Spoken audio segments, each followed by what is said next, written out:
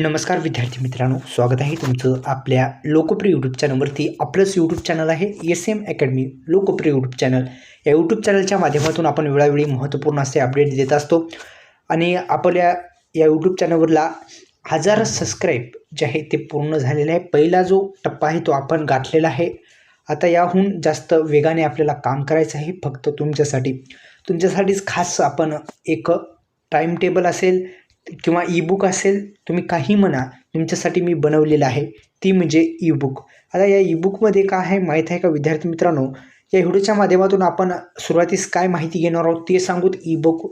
ईबुकची लिंकसुद्धा comment बॉक्समध्ये आहे. तिथे जाऊन तुम्ही ईबुक डाउनलोड करू शकता. फक्त आणि फक्त त्याची लई किंमत नाही, फक्त 50 रुपयापर्यंत किंमत आहे. त्यामध्ये सविस्तर माहिती मी दिलेली आहे, जेणेकरून सर्वांना फायदा होईल. यासाठी फक्त 50 रुपयेच ही किंमत राहणार आहे आणि सर्वांसाठी फायदेदायक अशी ईबुक आहे. कारण की मित्रांनो, लक्षात घ्या, यामध्ये एका महिन्यामध्ये कशा पद्धतीने तुमचा जो एका महिन्यामध्ये तुम्ही जी सरकारी नोकरीची तयारी परिपूर्ण करू शकता याचा टाईम टेबल असेल, त्याच्या सविस्तर माहिती देण्यात आली आहे. ते एकदा वाचून घ्या, जेणेकरून तुम्हाला सरकारी नोकरी संदर्भात संपूर्ण माहिती समजून जाईल. आता व्हिडिओला मेन टॉपिककडे वळतोय.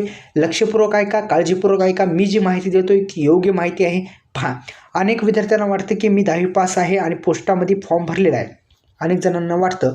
तर 10वी पास असल्याच्या नंतर आपल्याला वाटतं की नेमकी पहिली मेरिट लिस्ट जी आहे, पहिली मेरिट लिस्ट लागते ती 80% येऊ लागते का, 90% का, 70%, 60% येऊ लागते का, किती टक्के येऊ लागतात, अशा अनेक जणांचे प्रश्न आहेत. त्या प्रश्नाचं उत्तर या व्हिडिओच्या माध्यमातून देऊ.